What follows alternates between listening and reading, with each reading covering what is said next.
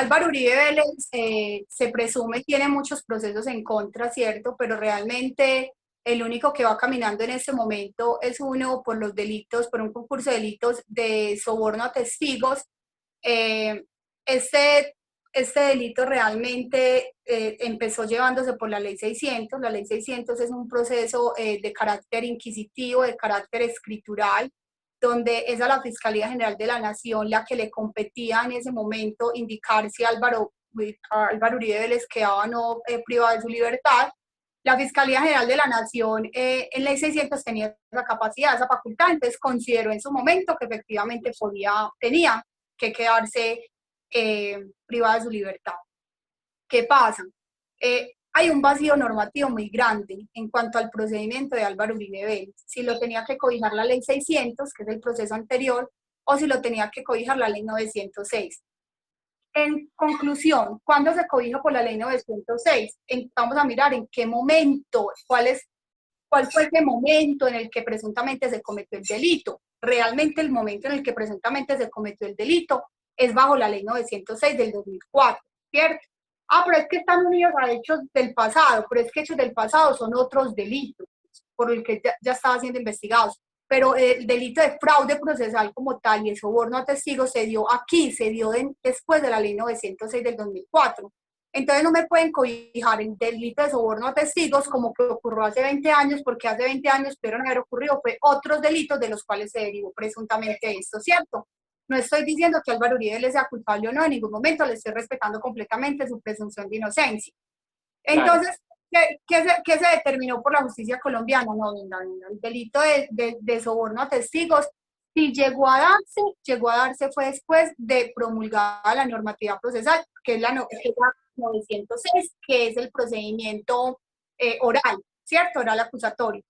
Por eso es que en este momento lo que hizo la juez 30 de control de garantías de Bogotá, que es una audiencia, se llama una juez que se llama juez de control de garantías, quien hace las audiencias preliminares en Colombia dentro de este proceso, le dice, no, venga, yo le voy a llevar su proceso, se lo vamos a llevar por la ley 906. Y la ley 906, para poder imponer una medida de aseguramiento, ya no la impone el fiscal, la impone ¿quién? La impone el juez de control de garantías. Pero ese juez de control de garantías debe valorar unos requisitos objetivos y unos requisitos subjetivos para poder imponer una medida de aseguramiento. Y las medidas de aseguramiento se dividen en dos, en unas que son privativas de la libertad, es decir, para que entendamos aquí, puedes decirme, bueno, vea, a usted le vamos a imponer una medida que le prive su libertad, que se la prive mucho o bastante, mucho para la cárcel, y menos invasiva una detención domiciliaria, como ocurría, pues, por ejemplo, en el caso de él, era el eleuérrimo, que era lo que se estaba discutiendo. Si era muy invasivo o no, según el tipo de delitos, que este señor estuviera privado de su libertad. Y hay otro tipo de medidas que se llaman medidas no privativas de la libertad, que consisten, por ejemplo, en no acercarse a las víctimas, en dejar de cometer ciertas y presuntas conductas que se están cometiendo. Pero aquí lo principal era, él ya tenía impuesto una medida de aseguramiento, ¿cierto? Privativa de la libertad, menos invasiva, pero medida de aseguramiento. Entonces iba a discutir, sí, ya que no estamos dentro de la ley 600, sino dentro de la ley 906, todavía se cumplían esos requisitos para que por ese delito esa persona estuviera privada de su libertad con una medida tan invasiva. ¿Y qué dijo la juez de control de garantías? No, no se cumplen los requisitos. ¿Pero por qué? Y es lo que la gente no entiende. No es que él no esté vinculado con el proceso, claro, él sigue vinculado con el proceso, pero la norma, por ser el derecho a la libertad un derecho humano, pro hominem, ¿qué dice la norma? Venga, hay casos más graves, como para que usted, por esto tan mediático, usted imponga una privación de la libertad. Recordemos, Henry, que hay algo muy importante, y es lo siguiente. Recordemos que una medida de aseguramiento privativa de la libertad en contra de una persona, en caso de que la persona resulte absuelta, después le cuesta al Estado un platal impresionante por privación injusta de la libertad. Entonces, cuando es demasiado invasiva, es mejor no imponerla.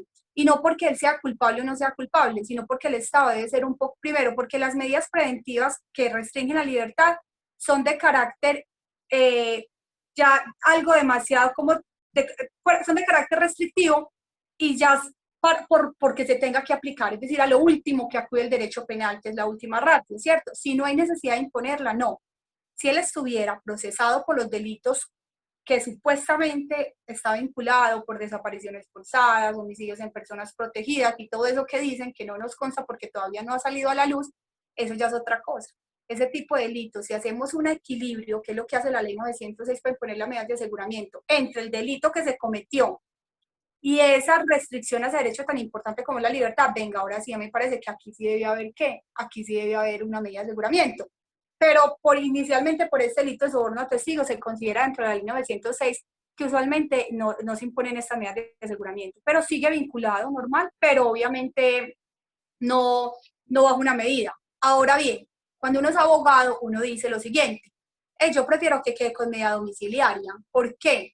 Porque en caso de resultar condenado, este delito no da mucha cárcel, realmente este delito más o menos podría quedar en una condena, en un juicio oral, póngale de unos máximos 5 años ese concurso de delito, y si él hubiese estado detenido en domiciliaria todo este tiempo, pues prácticamente ya hubiese pagado la pena.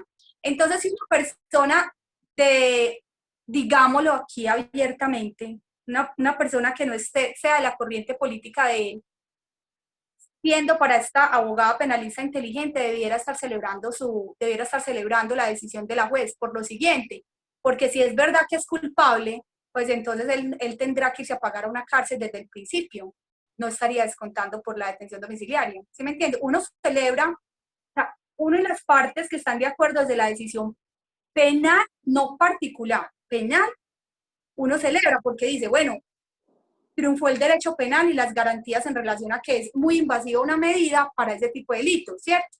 Pero procesalmente sí, las personas que estén a favor de él, donde ese señor resulte condenado, sería la peor estrategia jurídico-penal que se hubiera empleado.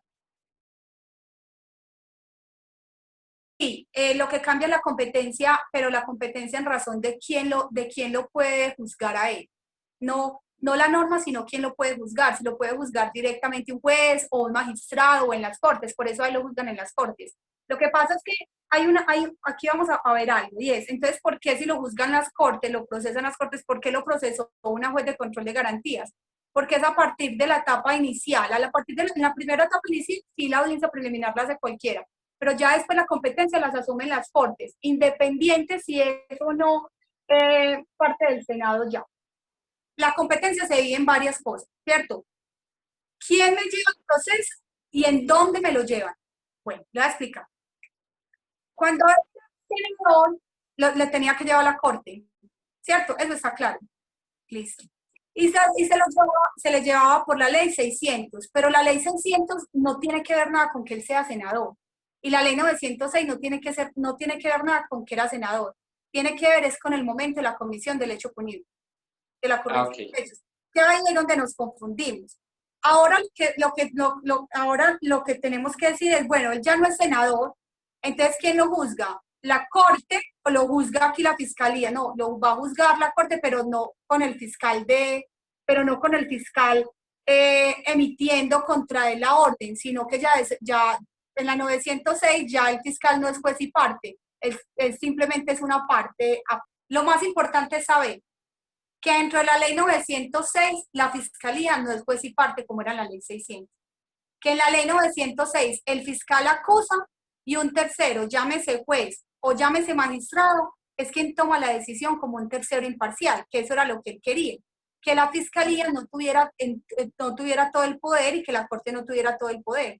Ya hay partes y hay un tercero imparcial. ¿Quién va a ser ese tercero imparcial? Independiente si es juez o es magistrado, es un tercero imparcial que toma la decisión. Ya el mismo que investiga no es el mismo que acusa, como sería en ley 600.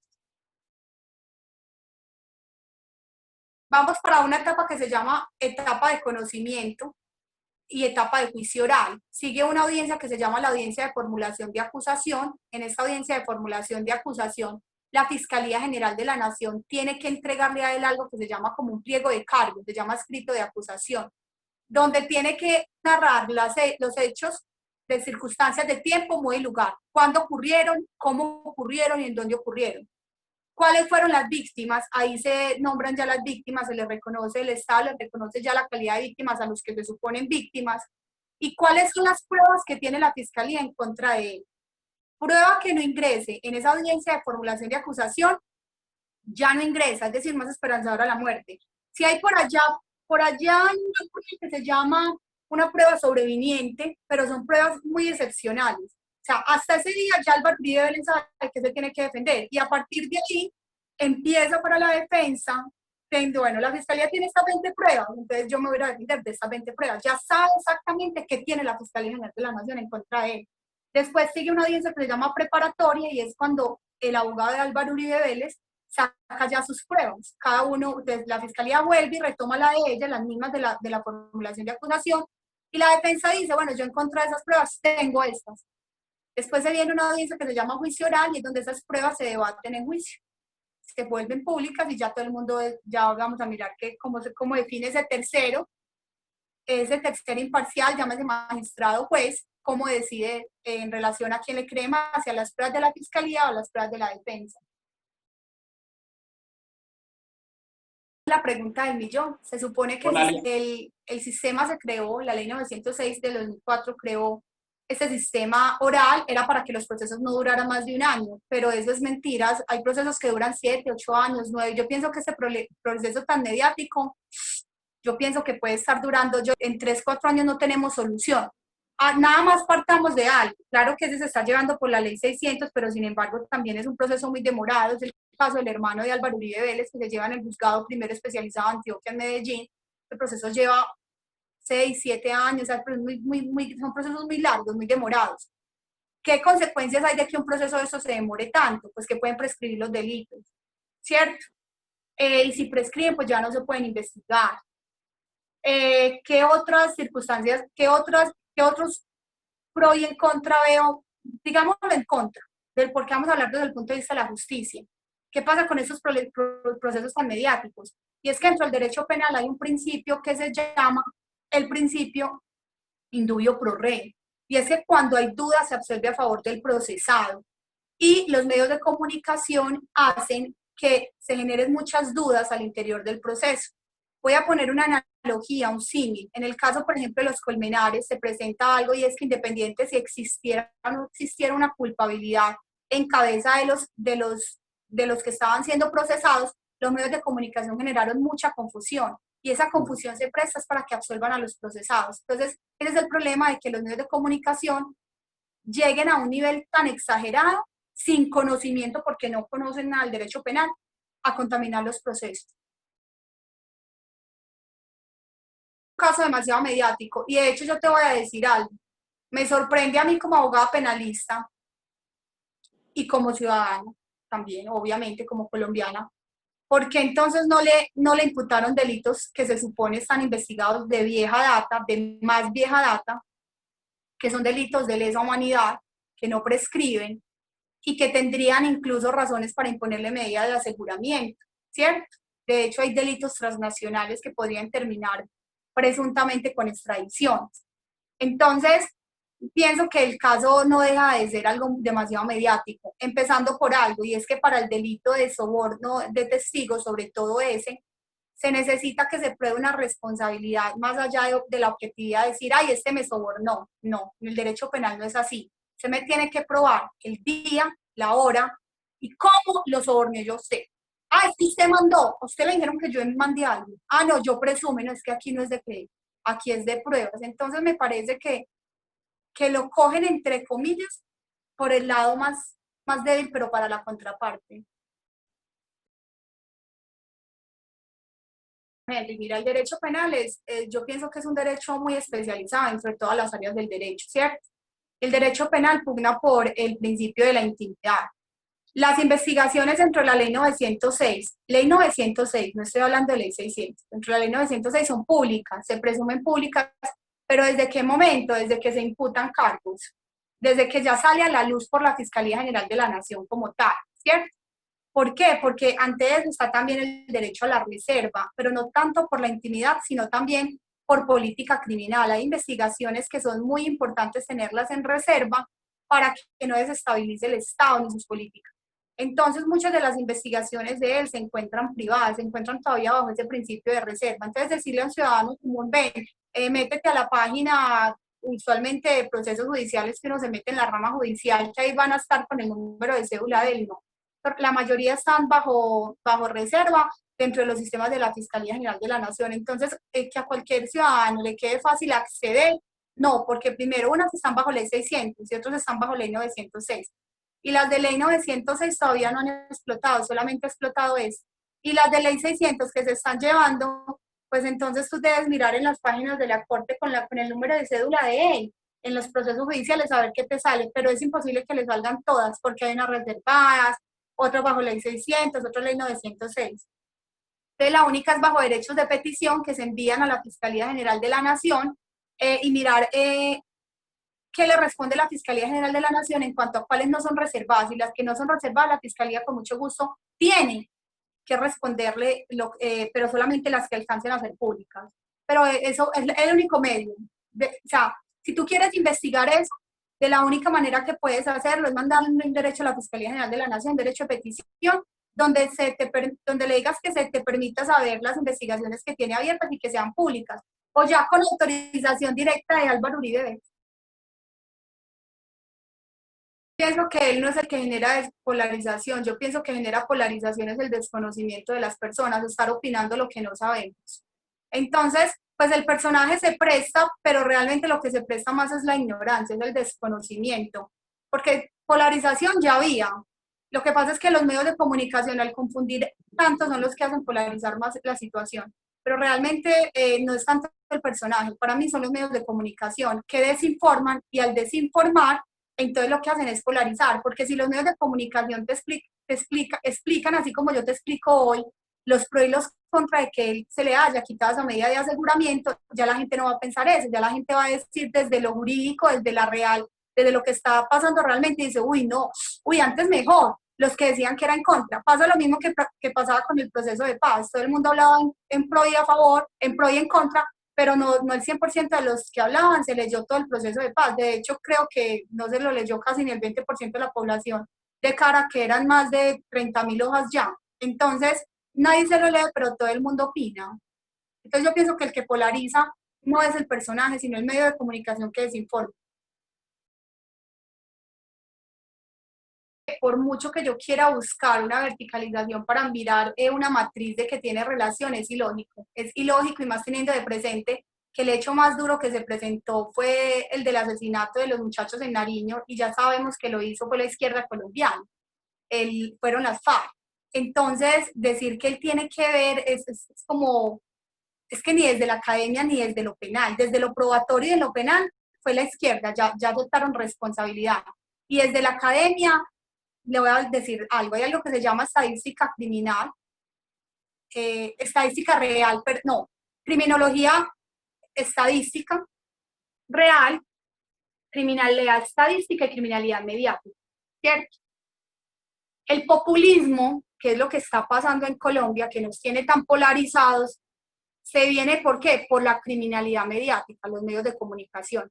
Eso que usted me acaba de preguntar, que si tiene relación o no, la relación solamente la tienen desde los medios de comunicación, pura criminalidad mediática, ¿cierto?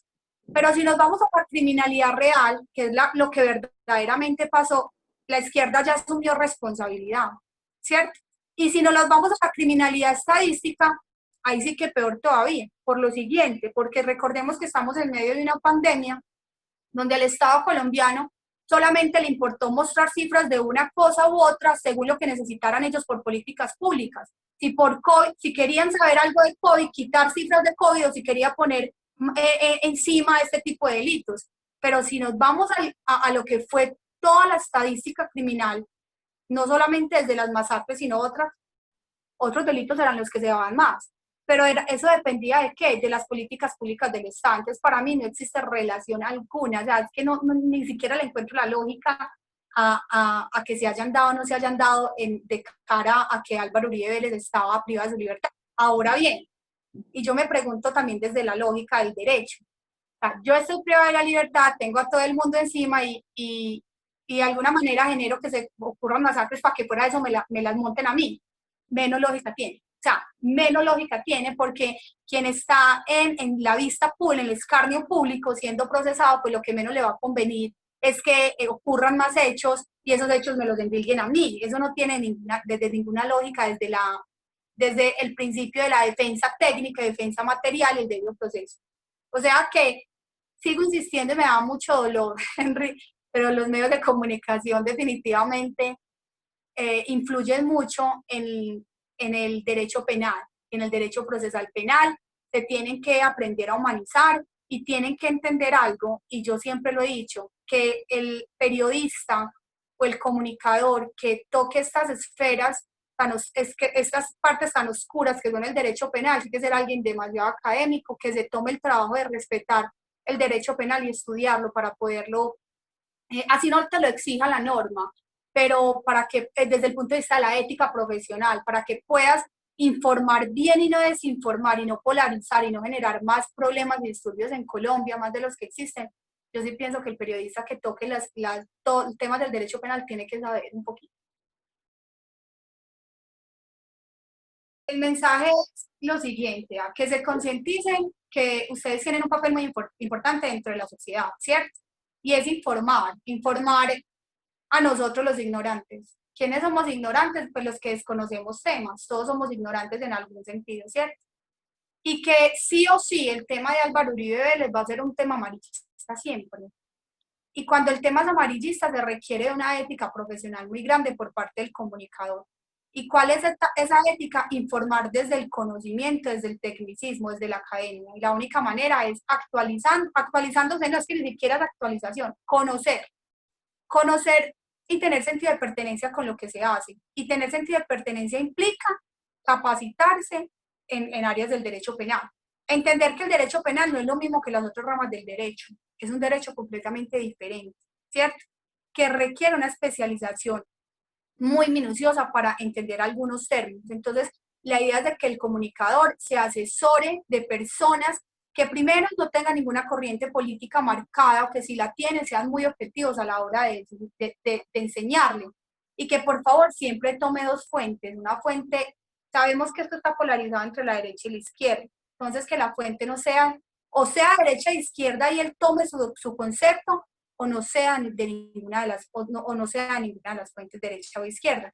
Pero la única manera de informar es desde la academia, desde el conocimiento, desde la actualización y obviamente asesorándose de personas que sepan muy, muy bien del tema.